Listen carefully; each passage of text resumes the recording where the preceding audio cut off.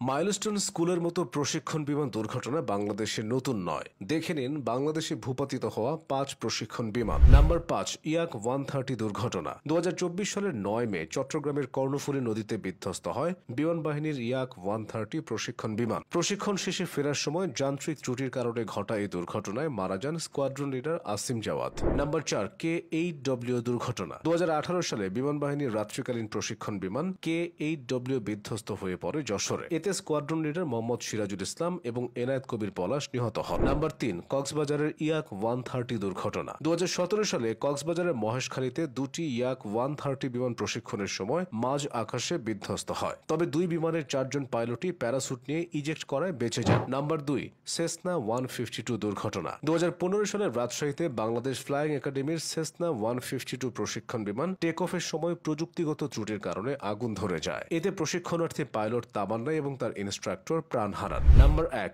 MI-17 helicopter. ২০১৫ সালে বিমান বাহিনীর এই প্রশিক্ষণ হেলিকপ্টার চট্টগ্রামের শাহ আমানত বিমানবন্দরে ক্র্যাশ ল্যান্ডিং করে। এতে হেলিকপ্টারে থাকা ৩ জন ক্রু গুরুতর আহত হন।